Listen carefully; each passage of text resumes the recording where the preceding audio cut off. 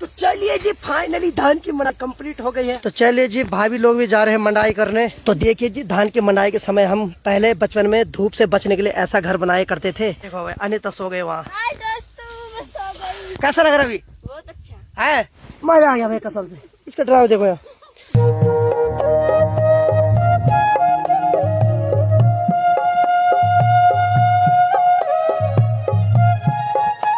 चल पड़ा भाई साहब। तो चलिए जी शेरू महाराज भी चल पड़ा घूमने और इसी के साथ आज के ब्लॉग की शुरुआत कर लेते हैं। तो हेलो दोस्तों, क्या हाल चाल है? मैं बिल्कुल मस्त हूँ और उम्मीद है आप लोग भी जहाँ होंगे स्वस्थ होंगे, मस्त होंगे, परिवार के साथ व्यस्त होंगे। मेरा नाम है रविंद्र भगड़ा और स्वागत करता हूँ आपका देवभूमि उत्तराखंड के इस खूबसूरत से गाँव धौंतरी गाँव से। मौसम की बात की जाए तो सुबह तक तो थोड़ा बहुत ठीक था, लेकिन अभी काले काले बादल घिर के आ गए हैं और मजली और बिंदु को बाहर ही रखा गया क्योंकि धूप नहीं आ रही है, तो इसी वजह से इनको थोड़ा ठंडा लगेगा बाहर भी। बाकी अनीता तो गर्मा गर्म मैगी बना रही है और माँ जी चलेगी खेतों में क्योंकि आज हमारी आखिरी मंडाई है, यानी कि इस साल की जो धान की मंडाई है वो समाप्त हो जाएगी। तो मैं भी आज आखिरी मंडाई में जाता हूँ। माँ तो चले गई तिरपाल और बोरी लेके, तो हम दोनों मैगी खाते हैं फिर निकलते हैं हम भी खेत में। हाँ जी, गुड मॉर्निंग। क्या हाल है? बन गया मैगी? बन गई। तो चलिए जी गर्मा गर्म 2 कटोरी मैगी बन गई है, तो इनको जल्दी जल्दी खाते हैं फिर निकलते हैं। चलना है ना मंडाई में? पक्का? मैं रहने दो आज? आपको थक लग रखी है? नहीं, देखिए जी हमारी इस साल की आखिरी मंडाई है, सीधे अगले साल का इंतजार करना पड़ेगा, तो मैं मौका नहीं छोड़ूंगा भाई। मैं जरूर जाऊंगा आज मंडाई करने और साथ में आपको भी दिखाऊंगा कि पहाड़ों में धान की मंडाई कैसे होती है। क्योंकि 5-6 महीने पहले तो आलोक भाई आए थे, उन्होंने हमारे साथ रुपाई लगाई थी। तो जब रुपाई लगाई तो अब जब रुपाई लगने के बाद अब वो धान कैसे निकालते हैं वो मैं आपको दिखाऊंगा आज। तो चलिए जी चलते हैं अब खेत में। हमने नाश्ते भी कर लिया, मैंने मुँह हाथ भी धुल लिया है, यानी कि फ्रेश होके अब निकलते हैं खेतों में। और आज की वीडियो में किसी ने 2-3 कमेंट कर रखे कि आपके भैया भाई वाला आपसे इरिटेट होते हैं, आपको पसंद नहीं करते हैं, कैमरे के आगे वो दिख रहा था। तो देखिए जी मैं एक बात बताना चाहता हूँ, वो मेरा बड़ा भाई, मैं उसको जानता हूँ, वो कभी कैमरे के आगे नहीं आता है, लेकिन फिर भी मेरी वजह से आ रहा है ताकि मेरे यूट्यूब फैमिली उनको भी देख सके। नहीं तो उसको कैमरे के आगे आना पसंद नहीं है। ऐसा मत सोचा करो कि वो इरिटेट हो रहा है। अगर वो इरिटेट होता है ना तो वो कैमरे के आगे आता ही नहीं, लेकिन वो कोशिश करता है कैमरे के आगे ठीक रहने की। नहीं तो ऐसा कुछ नहीं है भाई, भाई भाई का प्यार होता है। अगर वो इरिटेट होता तो मैं नहीं लाता उसको कैमरे के आगे। आप लोग ना सिर्फ देखने से जज मत किया करो। मैं चाहता हूँ कि मेरे घर का जो भी मेंबर है सबको मैं आप लोगों से इंट्रोड्यूस कराऊं। बाकी जिसकी जैसी सोच भाई वैसी सोचे, हम क्या बोल सकते हैं। चलिए जी निकलते हैं धान की मंडाई के लिए। चलो उसको यहीं रखो।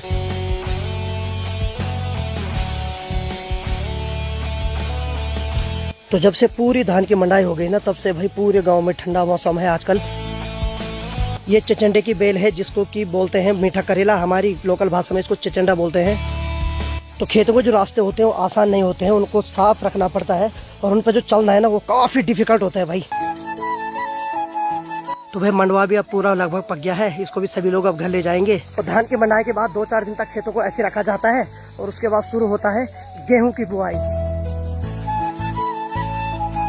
और जब धान की मंडाई हो जाती है तो उसके बाद ऐसे पराल निकलता है तो इनको खड़ा रखा जाता है। जब ये 1-2 दिन में सूख जाते हैं तो उसके बाद इनकी पुली बनाई जाती है। सामने पे देखिए यहाँ हो रही है धान की मंडाई और यही वो खेत है जहाँ मैंने आलोक भाई और अखिल भाई ने पूरी होली खेली थी। इसी खेत में रुपाई के दिन बहुत मस्ती की थी भाई हमने। माँ ने तो लगभग आधा कौन का भाई अकेला ही मार दिया है।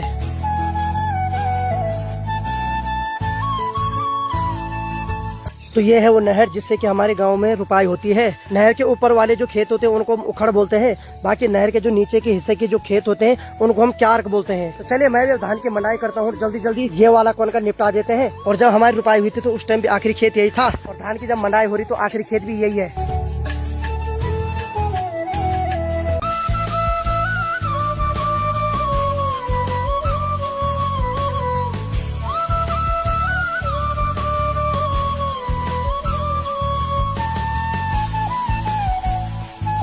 बाकी भाई जितने भी धान है सबकी मंडाई तो हो गई, लेकिन जिन खेतों में अभी भी धान है तो ये बोने वाला धान है, यानी कि ये जल्दी नहीं पकता है। इसको पकने के लिए थोड़ा धूप चाहिए होती है। तो जैसे ये पक जाएगा उसके बाद इसकी भी कटाई हो जाएगी। अनाजों में जो बोने वाला धान होता है वो सबसे लेट में पकता है और उसमें बहुत ज्यादा मेहनत लगती है मंडाई करने में, यानी कि वो पाँव से रगड़ने पे भी आसानी से झड़ता नहीं है। तो उसको ढंग से पकाने के लिए खेतों में रखा जाता है। जैसे वो पक जाता है उसके बाद ही उसकी मंडाई होती है। तो वह जिस प्रकार से खेत खाली हो गए, अगर पहले की बात होती तो हम सारे गांव के बच्चे अभी तक हमने खेलने चले जाना था, लेकिन क्या करें आज ऐसा समय है कि हमारे गांव में एक भी बच्चा नहीं है और खेलने के लिए तो कोई है ही नहीं साथ में। लेकिन पहले हम 9-10 बजे सुबह घर से निकल जाते थे और शाम को 4-5 बजे घर आते थे। क्रिकेट खेलते रहते थे सारे दिन भर। सबसे पहले जो धान का कोनका बनाया जाता है उससे धान की गडोली को निकाला जाता है और धान की गडोली को पाँव से मांडा जाता है। उसके बाद मांडने के बाद यहाँ दिया जाता है। तो जो थोड़ा बहुत उसमें धान बचा हुआ रहता है उसको इस लाठी से छानते हैं। इसको बोलते हैं टेमर की लट्ठी। तो इसको हमारी लोकल भाषा में एरालू बोलते हैं। तो जो थोड़ा बहुत धान इस वाली पुली में होगा उसको इससे मारने पे वो झड़ जाएगा। तो जो भी हरा धान सूखा धान जो भी उस पर चिपका होगा वो सारा झड़ जाएगा। उसके बाद इसको झाड़ देते हैं। उसके बाद इसको बांध के ऐसी पुली बनाई जाती है। इनको 2-4 दिन तक खेतों में सुखाया जाता है। उसके बाद वो पराल बन जाता है। फिर उसको पेड़ पे लगा देते हैं। फिर वो लगभग 1 साल तक चल जाता है धीरे धीरे और उसी को खाते हैं मजली और बिंदु। तो भाई ये अपने मम्मी पापा के लिए खाना ले जा रहा है। इसके मम्मी पापा लगे हैं धान की मंडाई करने पे। तो भाई जब बादल आ रहे हैं सूर्य देव के आगे तब तो मंडाई करने में आराम मिल रहा है। कोई पसीना नहीं आ रहा है। जैसे सूर्य देव प्रकट हो रहे हैं ना भाई साहब हालत खराब हो रही है। एक भी गडोला नहीं मांडा जा रहा है। तो दादी जी भी लेके जा रहे हैं पानी अपने खेतों में। इनके खेतों में भी धान की मंडाई हो रही है। तो जब भी धान की मंडाई होती है तो पानी जरूर लाना चाहिए साथ में। हमने एक गलती कर दी कि हमने पानी नहीं ला रखा है और जैसे हम मंडाई कर रहे हैं ना तो ऊपर से सूर्य देव सर पे लग रहे हैं। पूरा शरीर का पानी बाहर निकल रहा है। क्या भाई आंटी? हाँ, बाकी माँ जी तो लगी अपने काम पे। मेरा और अनिता का काम है इनको मांडना और माँ का काम है इनको ये जो लट्ठी इसको छानना और इसका पराल की भारी बनाना और वहाँ पे डालना। लगभग 90% मंडाई हमने कर दी है। थोड़ा बच गया तो 10-15 मिनट बाद ये भी हो जाएगा। तो चलिए जी भाभी लोग भी जा रहे हैं मंडाई करने। चलो चलो बढ़िया बढ़िया जल्दी जल्दी निपटाओ है। देखो इन्होंने अच्छा कर रखा है पानी का डिब्बा भी ला रखा साथ में। लेकिन हम ठहरे एक्स्ट्रा नॉलेज वाले हम निकल गए घर से ऐसी। चलिए ये इसकी गलती है। इसने लहर था पानी। ये देखो यार सारा पानी निकल गया। तो चलिए जी फाइनली धान की मंडाई कंप्लीट हो गई है। हमने तो पूरा धान मांड दिया है। बाकी माँ जी इसको अभी छान रही है जल्दी जल्दी। बाकी थोड़ा आराम करते हैं भाई। अब सो गई धान की मंडाई। तो यहाँ पर जो कौन का सुबह था वो सारा खाली हो गया भाई। तो चलिए माँ जी को पूछते हैं। माँ जी आज आखिरकार धान की मंडाई पूरी हो गई। कैसा लग रहा है? अच्छा लग रहा है। चलो बढ़िया भाई। अच्छा इतनी पसीना आ गई क्या बताएं भाई। पिछले 1-1.5 घंटे से लगे पड़े थे हम लगातार। तो धान की मंडाई तो पूरी हो गई। बाकी अब जो ये पराल माँ ने यहाँ पर गडोली बना के रखा हुआ है इनको हम एक एक करके यहाँ पर खड़ा करेंगे। 2-4 दिन जब ये सूख जाएंगे उसके बाद इनको भारा बना के घर ले जाएंगे। फिर ऐसा लगाएंगे जैसे सब ने अपने अपने पेड़ पे लगा रखा है। तो इनको ऐसे एक एक करके लाइन से खड़ा रखा जाता है ताकि 2-4 दिन तक सूख जाए। और मुझे याद है जब हम बचपन में सारे भाई लोग आते थे ना मंडाई करने, तो ये जो पराल के माँ ने पूरी बना रखे ना इससे हम खेतों में घर टाइप का बनाते थे। यानी कि जैसी धूप लगती थी ना तो हम उसके अंदर छुप जाते थे। तो चलो एक कोशिश करता हूँ मैं इसके घर बनाने की जो हम बचपन में बनाते थे। तो एक थोड़ा वो याद भी ताजा हो जाएगी। तो ये सारी चीज हम धूप से बचने के लिए करते थे। मंडाई भी करते थे और पराल के पूरी से घर भी बनाते थे। उसके अंदर बैठे रहते थे। तो चलिए जी मकान बनाने की प्रोसेस जारी है। फटाफट बनाते पहले इसको तब दिखाते आपको कैसा बनाया हमने मकान। तो देखिए जी धान की मंडाई के समय हम पहले बचपन में धूप से बचने के लिए ऐसा घर बनाया करते थे। हमने चारों तरफ से पराल की जो पुली है उसको खड़ा कर रखा है और उसके ऊपर हमने काला तिरपाल डाल रखा है। अभी तो काला तिरपाल है हमने इसलिए डाला। अगर काला तिरपाल नहीं होता था तो हम उसके ऊपर पराल की ही पुली बिछाते थे। और बाकी देखिए इतना ठंडा होता है इसके अंदर। ये देखो यार भाई साहब ये वाह। Good night. बाय दोस्तों। तो देखिए जी मस्त घर बना दिया हमने एकदम। इसके अंदर अनिता बैठ गए बेने।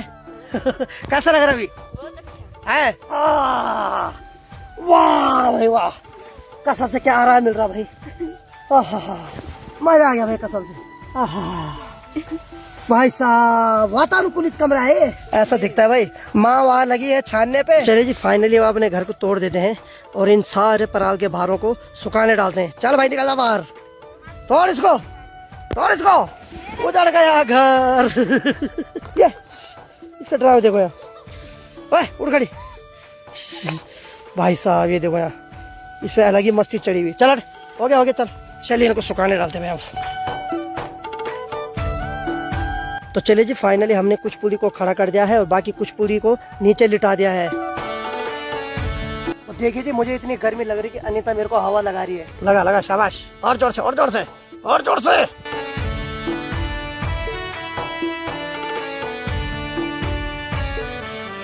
तो चलिए जी फाइनली धान को बोरी में पैक कर दिया गया है। एक बोरी तो वो हुई और आधा से भी कम बोरी ये हुई। और इनको घर में एक बार फिर से छाना जाएगा पंखे की हवा में। उसके बाद ये दोनों मिलाकर एक बोरी भी नहीं होंगे। तो अनिता तिरपाल और छोटी सी बोरी को लेके जाएगी।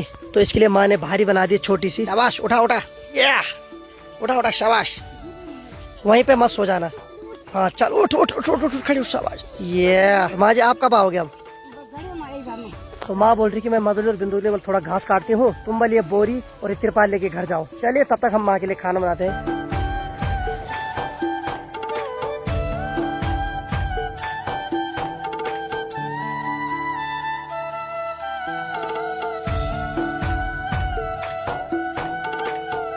तो चलिए जी फाइनली मंडाई भी समाप्त हो गई है और जो धान है उसको भी हमने घर ला दिया है। और भाई धूप बड़ी खतरनाक लग रही है आज। वो दिन की 12:30 बज रही है और अनीता ने हेड़े से ला दी है हरी सब्जी। तो चलिए जी आज हमें राई की कापली और घर के चावल खाने को मिलेंगे। बाकी परसों जो मंडाई की थी वो वाला धान थोड़ा सुखाने डाल दिया धूप में, क्योंकि सारे धान को 2-2, 3 दिन तक लगातार सुखाना पड़ता है, तब जाके उनको हम स्टोर करेंगे। अगर हम उनको ऐसे डाल देंगे तो उन पे अंकुरे आ जाएंगे।